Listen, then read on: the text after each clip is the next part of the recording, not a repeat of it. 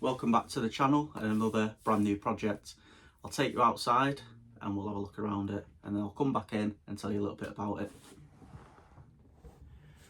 So there's a little bit more to this. I suggest you sort of listen on till the rest of the video and you'll hear what the whole thing's going to be, because this is my biggest thing ever and it's a massive project for me, and hopefully be an exciting one to watch. Apologies for the noise, but this is the new project.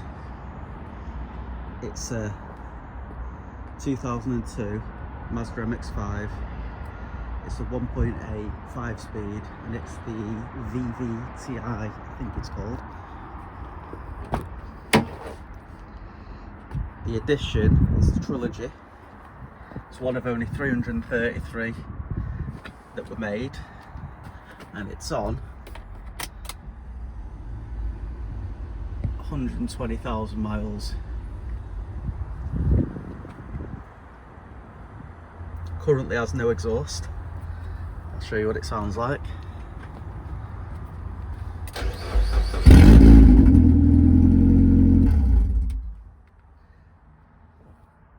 I say no exhaust. The cat's missing.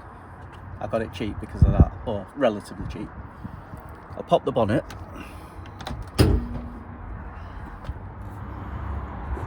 So as you can see, double overhead cam, and it's a 1.8. As I say, I will double check it's the VVTi, but I'm relatively certain it is. A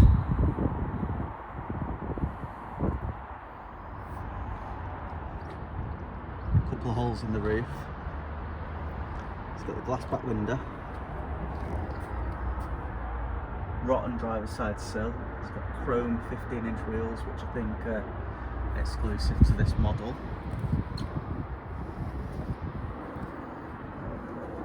It's an MOT failure.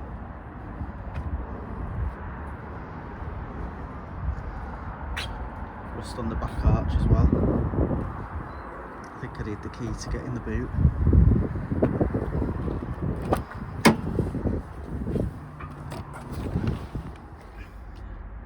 Alright, so we're number 320 out of 333. It's got electric windows. It's a manual hood. I don't know much about the MX-5s, but manual hood, white dials. It's got the Nardi steering wheel. It's pretty grotty, to be honest with you. Normal stereo. Driver and passenger airbag. Someone's scraped the mirror to death. It's got electric mirrors, central locking. Don't know what it's like, so I don't know what it's like underneath yet, but it's had a couple of warnings on the MOT. I'll go through the history of it in a minute, and I'll go through what my plans are to do with the car, because it's going to be nothing like this when I'm finished with it. If you follow me on Facebook, you'll have an idea what I'm going to be doing. If not, I'll talk you through it.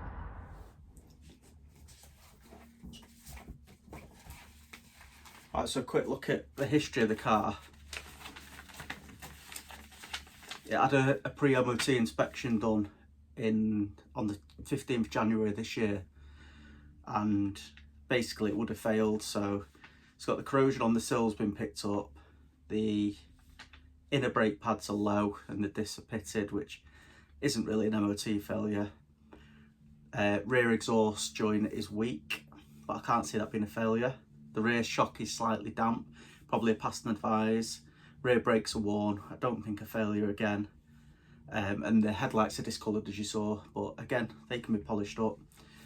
Really, I think all it wants is the sills welded, but we'll get it up on the ramp some point in the next few days, hopefully, and we'll see that.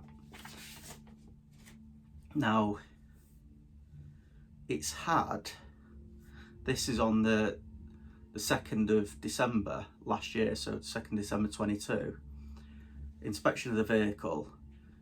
Anti-roll bar links have been changed, offside rear anti-roll bar link, alternator power steering belts. The lower bolt was seized. They've not been able to sort that out, and it's had a bulb done on it.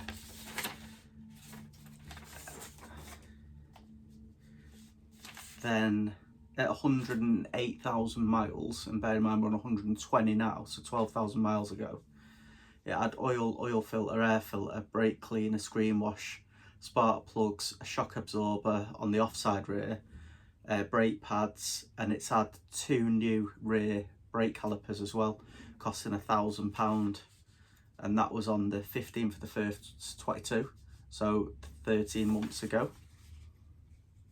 And then there's the actual invoice for that and the billing.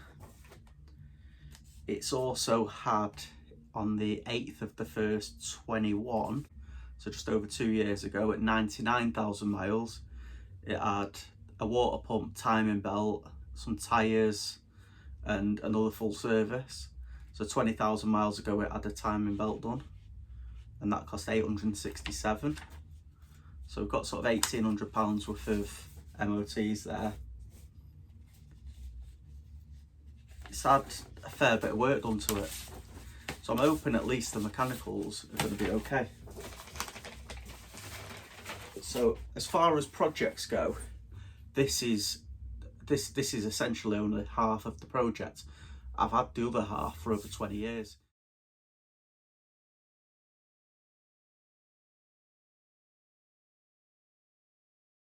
So what I'm going to be doing is cutting the floor out of this, and I'm going to be putting it in my Mark IV Escort convertible.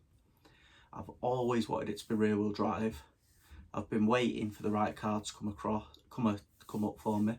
So I sold the Corsa, made a little bit of money on it, and it's basically paid for half of this car. I paid £700 for this car, and essentially I'm going to be cutting it up.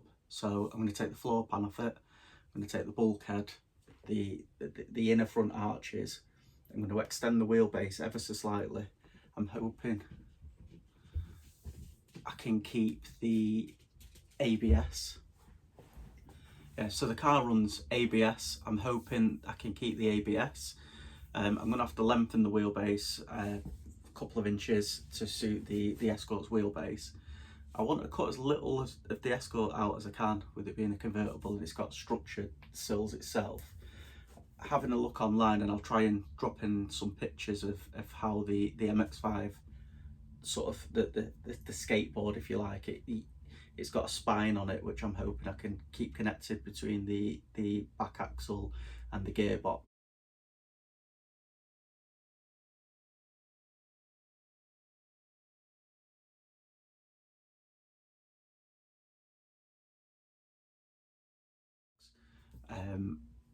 It's going to be a learning curve for me, but as I say, it's something I've wanted to do for so long, and I feel like this is my opportunity to get it done. Really looking forward to doing the project. It's going to be a track car. It's not really going to be going on the road, so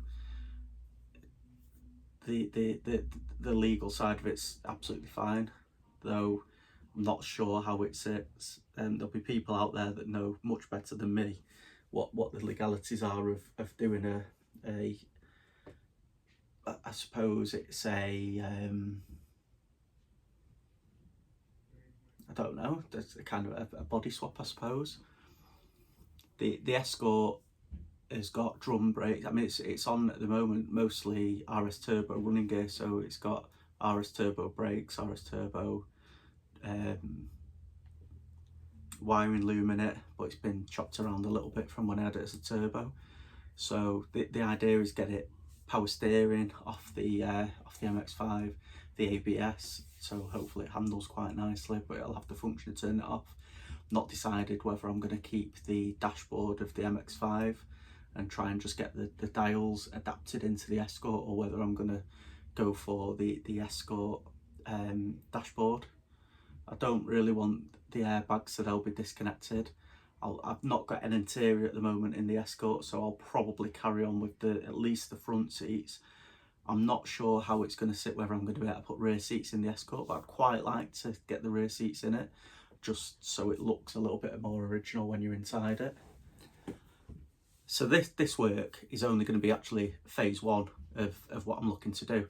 So I want to get it up and running on the existing running gear, And then in the future, potentially going to be looking at going either Duratec or Zetec Turbo, because you can get an adapter plate readily available to adapt to the 5-speed Mazda gearbox, and you can get LSDs for the Mazdas, get coilovers. There's so many things that you can get, and they're all super cheap.